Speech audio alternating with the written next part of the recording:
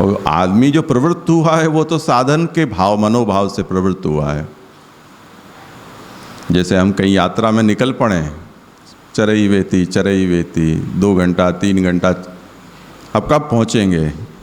तो कि नहीं पहुँचवानो का ही नहीं, बस आम ज ट्रेडमिल के ऊपर जैसे चलते रहते हैं ऐसे कहीं आगे बढ़ते ही नहीं है, आम ज बधु आवी गयो।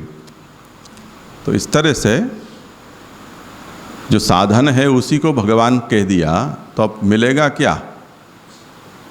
मोटिवेशन कुछ नहीं है। कहने का मतलब ये है, आदमी क्यों कुछ करे? तो कहते हैं कि सर्वत्र भगवतः एव निरूपतम, यानी साधन रूप भी भगवान है, साध्य रूप भी भगवान है। ये बात आगे कही जाती है। तत्साधनंच सहरी प्रयाजादि सृगादि यत् प्राकृतम रूपमेतद्धि नित्यम काम्यंतु वैकृतम। तत्साधनम यानी ये जो पंचविध यज्ञ बताए हैं उनके साधन भी वो हरि ही हैं, और प्रयाजादि और सृगादि जो हैं उस रूप में भी हरि ही हैं। अग्निहोत्रादि के साधन जिनसे वो अग्निहोत्रादि यज्ञ किए जाते हैं, उनके जो भी साधन हैं वो साधन प्रयाज और सृक दृष्टांत के रूप में। सृक एक तरह का लकड़ी का चम्मच होता है, बड़ा कड़छी के जैसा, जिससे अग्नि आदि पदार्थ हैं वो घी आदि पदार्थ हैं वो अग्नि में होमे जाते हैं। और प्रयाज जो है वो यज्ञ में जो छोटी मोटी क्रियाएं होती हैं उसमें से जो प्रमुख क्रिया है, जो उस यज्ञ की पहचान है, उसको प्रयाज कहा जाता है। अब ये श्रौत यज्ञ के बारे में लोगों को ज़्यादा जानकारी नहीं होती है, पर स्मार्त यज्ञों में ग्रह शांति का दृष्टांत ले लो, नारियल होमवानु छे, ये सब जानते हैं। मुख्य क्रिया सब लोग आज फोटो वोटो खिंचवाने के लिए आ जाते हैं, और जब तक वो नारियल नहीं होता है तब तक बेचारे वो ब्राह्मण धुआं खाते रहते हैं, पीते रहते हैं, स्वाहा स्वाहा स्वाहा स्वाहा। बाकी सब लोग भाग जाते हैं, एसी में बैठ जाते हैं। तो लोग समझ गए कि ये प्रयाज है, नारियल होमवानु चाहिए। तो ऐसी मुख्य क्रिया यज्ञों में होती है, जो उस यज्ञ की पहचान है, वो भी भगवान ही है। ऐसा मत समझना जैसे हमारे यहाँ हवेलियों में आरती है, आरती आवी फिर सब दौड़ लगाते हैं। आरती में जने क्या कुछ ज़्यादा दिख जाएगा। अब जिन जमाने में बिजली नहीं होती थी उस समय आरती का कोई महत्व था, क्योंकि दर्शन उसी समय होते थे ठाकुर जी के आरती के प्रकाश में, तो लोग दौड़ लगाते थे। पर अब दौड़ लगाने की प्रैक्टिस बची रही है, पर आरती से दर्शन ज़्यादा कुछ नहीं होते हैं। उससे पहले ज़्यादा लाइट तो पहले ही होती है ठाकुर जी के ऊपर।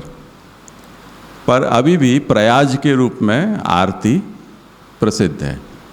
आरती आवी मंगला आरती ना दर्शन करया, ऐसा कहते हैं लोग।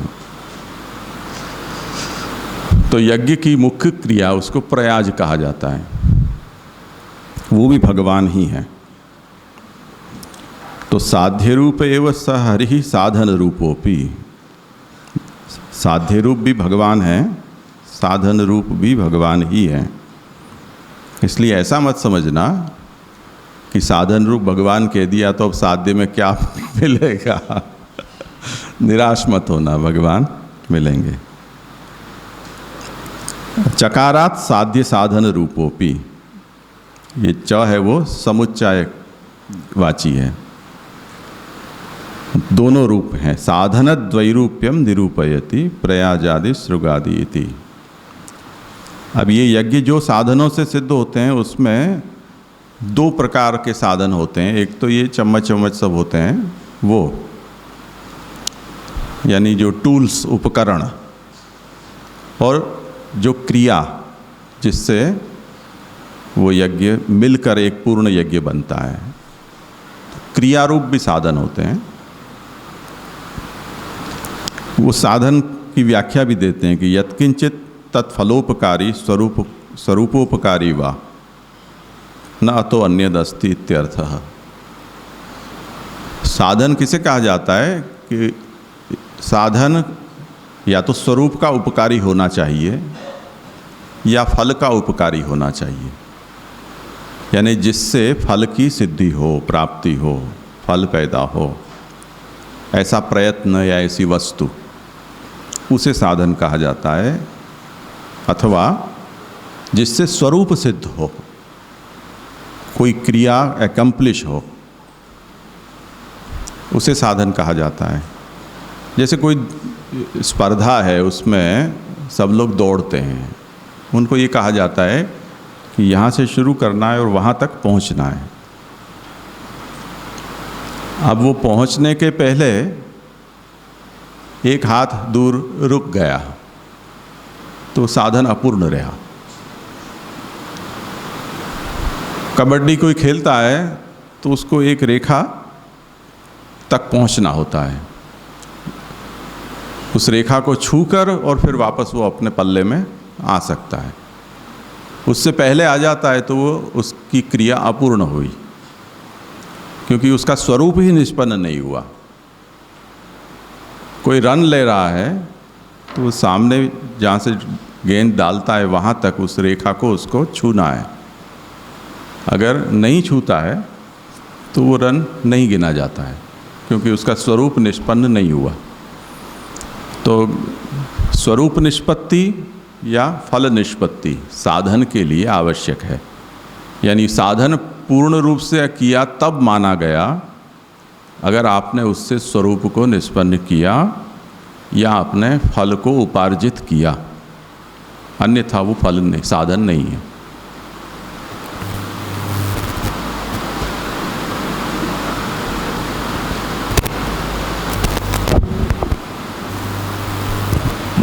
जैसे मतलब यज्ञ के केस में तो ऐसा है कि इनडायरेक्टली कुछ ना कुछ यज्ञ के फल में कंट्रीब्यूट करता ही है। कि जैसे यज्ञ में जो हम अग्नि कर रहे हैं उसमें कुछ घी या डाल दिया तो वो घी मतलब किसी दूध से जैसे बनता है, तो वो दूध से घी बनना भी मतलब इनडायरेक्टली तो हम कह ही सकते हैं कि यज्ञ के फल में मतलब यज्ञ के द्वारा फल दे रहा है।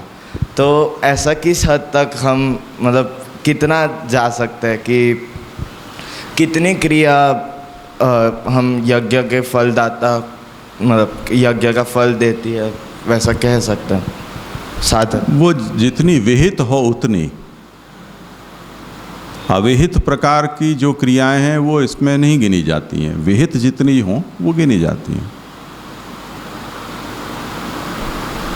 जैसे आपको प्रश्न पत्र में ये लिखा जाता है कि भी इतने शब्दों में आप उत्तर दें, आपने उत्तर दे दिया, अब आपने जल्दी लिख लिया, अब उसके बाद आप उसकी अलग अलग रंग की पेन से अपने उत्तर पत्र को सजाएं, उसमें कुछ मोर तोता ऐसा बनाएं, कोई फ्री हैंड बना दें, वो बनाते रहो। उसमें न तो स्वरूपोपकारी वो होगा न फलोपकारी होगा, टाइम वेस्ट होगा। और भला पूछना, अगर एग्ज़ामिनर है उसकी खोपड़ी ठीक नहीं हो तो गुस्सा भी हो जाए, आपका पेपर देखे भी नहीं। तो जो अतिरिक्त क्रिया हैं वो विहित जो कर्म होते हैं उसमें ऐसी फालतू की क्रियाएं नहीं करनी चाहिए। इसलिए न्यून कुछ करना जो कहा है वो भी दोष है और अतिरिक्त करना भी दोष है। जितना कहा है उतना करो। तो विहित क्रियाएं जितनी होती हैं वहाँ तक ही उसे लेना है, अविहित को नहीं लेना है। तो यत्किंचित फलोपकारी स्वरूपोपकारी वा न अतो अन्यद अस्ति इत्यर्थः। वो भगवान ही है, इससे अतिरिक्त अलावा और कुछ नहीं है।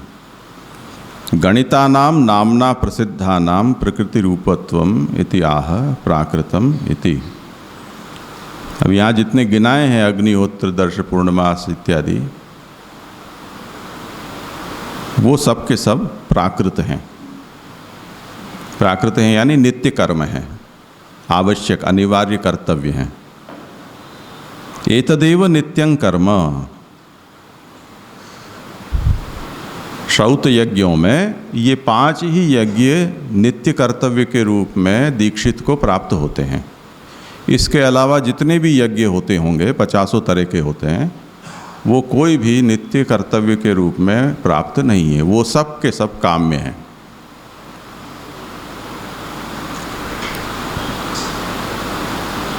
नित्य काम्य व्यवस्था एषैव, यही नित्य और काम्य की व्यवस्था है। ये बहुत ही रिमार्केबल बात है, सब लोगों को समझने लायक बात है। स्मृति प्रकरण में ये बात आगे कही जाएगी कि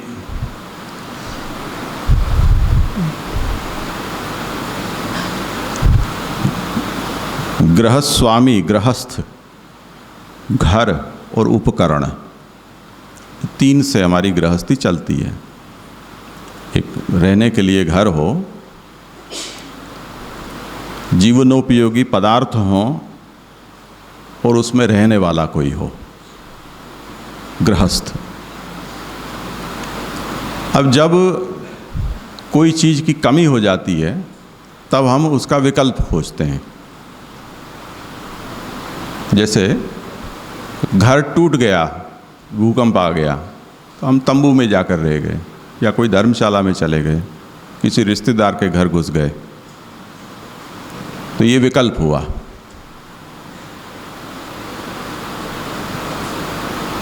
इसी तरह जो विहित मार्ग है उसमें भी श्रौत और स्मार्त, ये 2 तरह के कर्तव्य बतलाए हैं। और इस पर बहुत गंभीर विचार शास्त्रकारों ने किया है कि ये दोनों शास्त्रों में जो भी कर्तव्य बतलाए हैं वो इतने सारे हैं और एक समय में प्राप्त हो जाते हैं।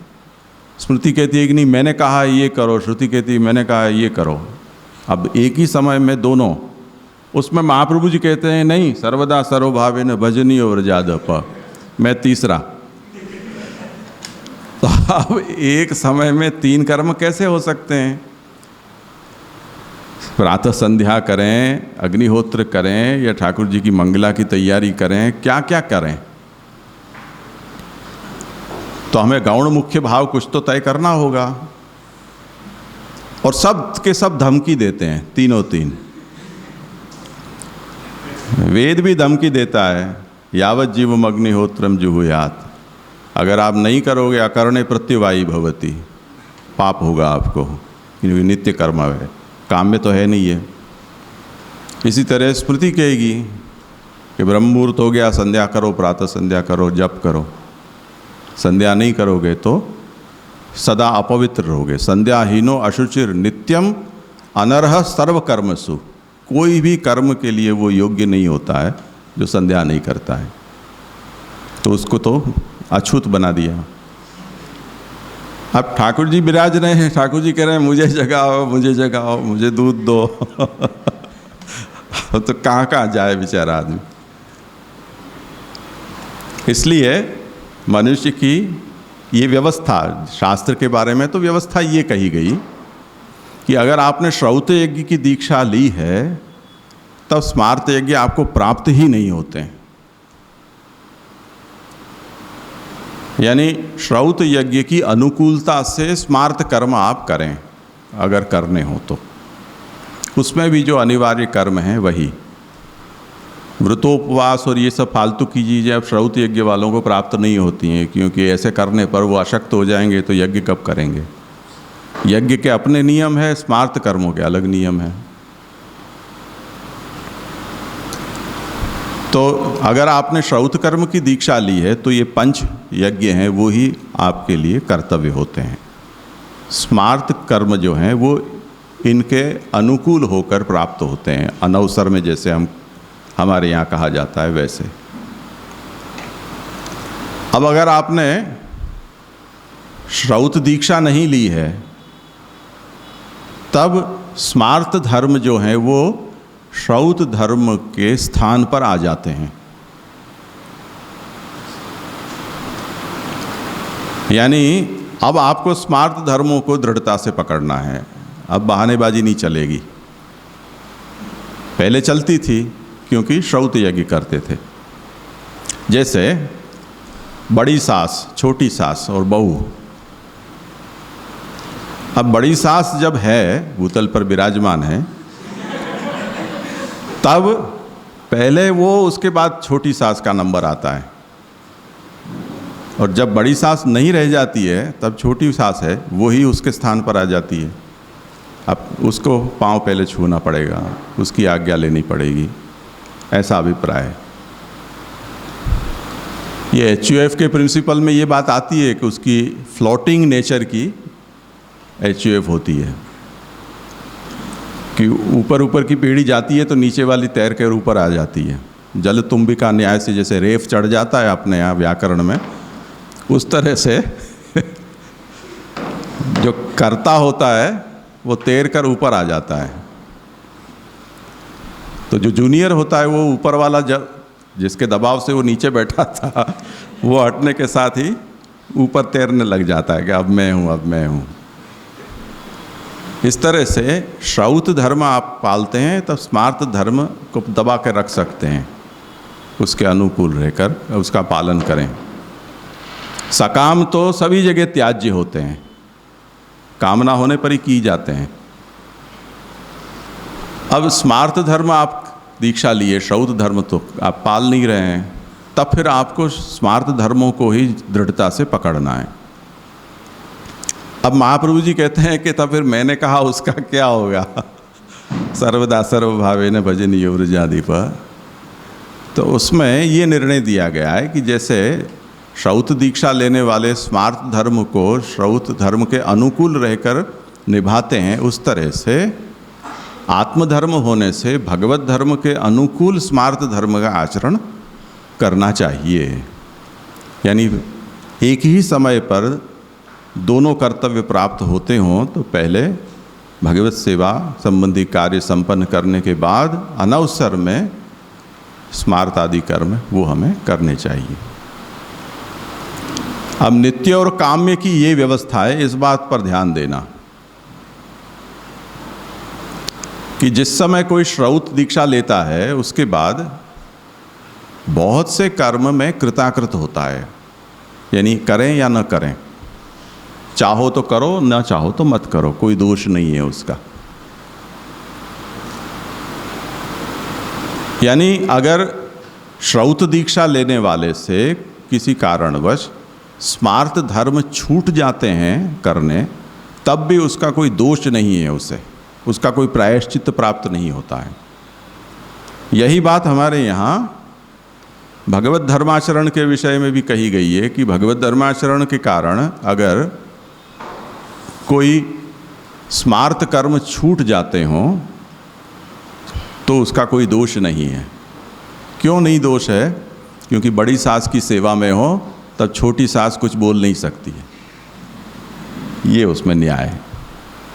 बड़ा साहब है तब फिर छोटे साहब की आज्ञा का पालन न करो तो उसका वो बुरा नहीं मान सकता है, क्योंकि उसके ऊपर बड़ा कोई है, ये उसका अर्थ है। अंतरंग बहिरंग का निर्णय है ये। सत्यंतरंगे बहिरंगम असिद्धम स्यात्, ये उसका न्याय है। जब आप अंतरंग कार्य में हो तब बहिरंग है वो अस्थाने हो जाता है, असिद्ध हो जाता है। तो यहाँ हमें ये बात समझना है कि बहुत कुछ ऐसे नैमित्तिक कर्म स्मार्त धर्मों में भी बताए गए हैं। उन स्मार्त धर्मों में अगर कोई सकाम है तब तो वो करे, वो जाने, उसका विषय है। पर नैमित्तिक कर्म होने के कारण कोई उसके पीछे आग्रही बन जाता है तो ऐसे आग्रह की कोई आवश्यकता नहीं है।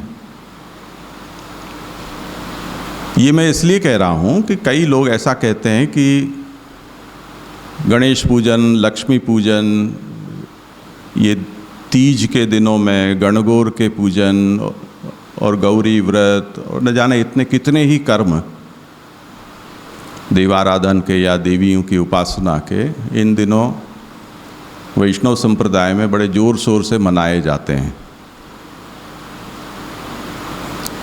उनकी जो स्थिति है उसके बारे में मैं कहता हूँ कि श्रौत धर्म का जब हम पालन करते हैं तब अग्निहोत्री को ये कोई भी कर्म करने ही नहीं है, ऐसा निषेध है। क्योंकि ये सब स्मार्त हैं, निम्न कक्षा के हैं श्रौत धर्म के आगे। अगर श्रौत दीक्षा लिया हुआ व्यक्ति वैष्णव है और भगवत धर्म का पालन करता है, तब श्रौत कर्म भी अगर उससे छूट जाते हैं तो उसकी कोई चिंता नहीं है, क्योंकि वो तो उसके भी बाप की सेवा कर रहा है। काम में तो सर्वथा वर्जित हैं दोनों ही तरह के, चाहे स्मार्त हों चाहे श्रौत हों, वो तो अन्याश्रय कहे गए हैं, तो इसलिए वो तो सर्वथा वर्जित होते हैं। पर कई लोग ऐसा कहते हैं कि इनको हम काम में न कहकर नैमित्तिक कहकर और उसको प्रवेश दिलाने का प्रयास करते हैं कि ये हम इनको नैमित्तिक कर्म मानते हैं। नैमित्तिक कर्म में भी वो अकर्तव्य रूप हैं या कृताकृत हैं, चाहे तो करो चाहे तो मत करो। जैसे कोई मेहमान आया, उसकी मेहमान नवाजी के लिए उसको कहा गया कि वो आए तो उनको खिला पिला देना। अब आपको उसने उसको भोजन कराया, जल पिलाया, अब वो फ़ोन करके पूछता है कि इनको कहीं घुमाने लेकर जाना है कि नहीं। ये ऐच्छिक है। हमारे यहाँ अभी कुछ समय पहले मेहमान आए। अब मेहमान आने के साथ ही सब लोगों को होता है कि नहीं उनको घुमाना चाहिए। मेहमान ने खुद ने कहा कि हमारे यहाँ भी कहीं घूमने नहीं जाते हैं, लॉकडाउन में तो 1.5 साल से घर में ही थे और कहीं घूमने नहीं गए, ऐसा कोई उत्साह भी नहीं है हमको। पर मेजबान है उसको बड़ा उत्साह आ रहा है। तो मेहमान जब नहीं चाहता है उस तरह की मेजबानी आप क्यों करना चाहते हैं? यानी आप उसके बहाने आप घूमना चाहते हो। उसका मतलब तो ये हुआ। इसी तरह शास्त्र भी ये नहीं कहता है कि आप लक्ष्मी पूजन करें, गणेश पूजन करें या गणगौरी को पूजें, गौरी पार्वती को पूजें, क्योंकि आप वैष्णव दीक्षित हैं और वैष्णवों को विष्णु के अलावा और सबकी पूजा प्राप्त ही नहीं होती है, तो करने का कोई कारण भी नहीं है। और न इन पूजाओं को शास्त्र में कहीं नैमित्तिक कर्म कहा गया है। वो तो संप्रदाय भेद से होती है, जो जिसके उपासक हो, जिसने जिसकी दीक्षा ली हो, वो उसकी उपासना करे। अगर ये नैमित्तिक मानोगे तो 33 कोटि देवता सामने खड़े हैं तुम्हारे कि अब हमारा नंबर कब आएगा। और वहाँ अगर आप उनकी नहीं करते हो तब फिर मेहमान के बहाने मेजबान घूमना चाहता है, ये उसका मतलब निकलता है।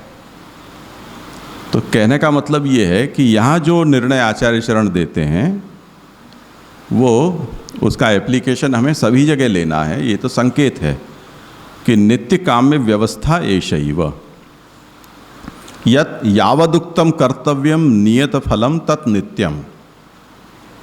अब उसकी परिभाषा देते हैं कि नित्य किसे कहा जाता है कि जितना करने के लिए कहा गया है उसका कोई एक नियत फल होता है। तो वो जो जिसको करने से जो नियत फल प्राप्त होता है उस कर्म को नित्य कर्म कहा जाता है। आपकी इच्छा है या नहीं है उससे कोई लेना देना नहीं है।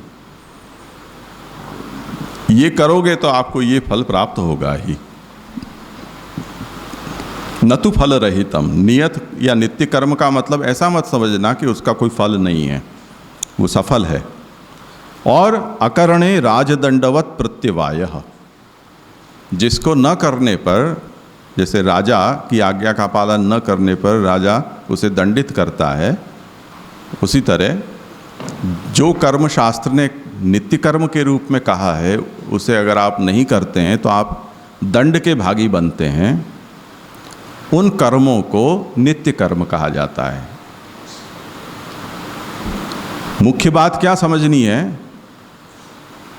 कि शास्त्र में से उन कर्मों को सॉर्ट आउट करो कि जिसको न करने पर व्यक्ति को पाप फल या दंड के रूप में या प्रायश्चित्ती उसको बहा गया है, वो सब नित्य कर्म में जाएंगे। अब नित्य कर्म करने से क्या होगा? क्योंकि नित्य कर्म में शास्त्र सभी जगह उसके फल को नहीं कहता है। जैसे अहरह संध्याम उपासित, प्रतिदिन संध्या करनी चाहिए। अब हम पूछेंगे उससे क्या होगा, कृपानाथ कुछ कहोगे? तो शास्त्र वहाँ चुप है। यावत जीवम अग्निहोत्रम जुहुयात, जियो तब तक अग्निहोत्र का होम करो। क्या मिलेगा? शास्त्र चुप है। अब जहाँ फल का विधान नहीं है उन कर्मों को कोई क्यों करेगा? तो उसके लिए मीमांसकों ने एक व्यवस्था दी है। जैमिनी ने ही सूत्र कहा है कि स स्वर्गस्यात् सर्वान् प्रति अविशिष्टत्वात्, कि जिस कर्म के साथ किसी फल का कथन शास्त्र में नहीं है उसका कम से कम फल स्वर्ग तो है ही, ऐसा समझना। तो जैसे संध्या कर्म के साथ कोई फल का विधान इस वचन में नहीं है तो स्वर्ग तो है ही।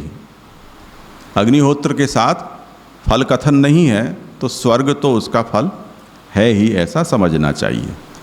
इसलिए आचार्य चरण भी यही आज्ञा करते हैं कि ऐसा मत समझो कि नित्य कर्म है तो उसका कोई फल नहीं है, फल अवश्य है। दूसरा, काम्य कर्म में ऐसा होता है कि आप नहीं करोगे तो उसका कोई अपराध नहीं है, कोई दंड नहीं है। क्योंकि काम्य कर्म का मतलब होता है इस तरह की कामना की पूर्ति मुझे हो, ये काम्य फल मुझे प्राप्त हो, उसके लिए मुझे कोई कर्म बताओ। शास्त्र ने फल बता दिया। अब कल सुबह उठा तो अब मुझे वो कामना नहीं रही। अब मैं सोचूंगा कि कल मैंने खोज खाज के वो कर्म खोजा था, ब्राह्मण से विधि उसकी मंगवाई थी, आज मुझे उसकी कामना ही नहीं है। मान लो कि लॉटरी लग गई रातों रात किसी की और पैसे के लिए उसने कोई यज्ञ सोचा था।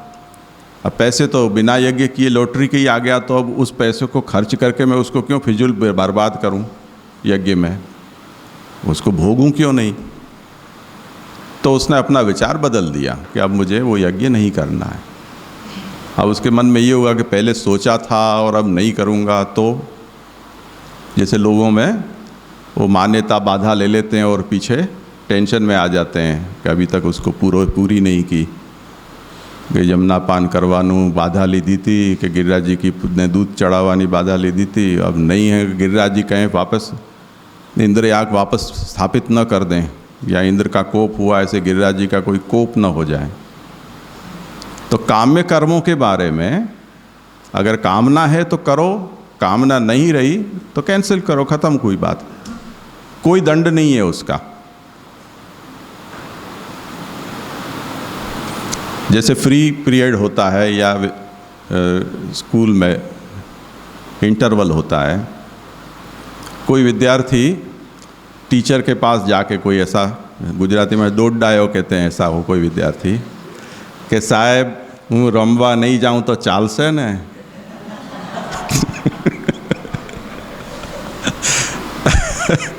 ऐसा कोई पढ़ाकू हो कि जब इंटरवल हो तब भी ऐसे ही किताब में मुंह डालकर बैठा रहे।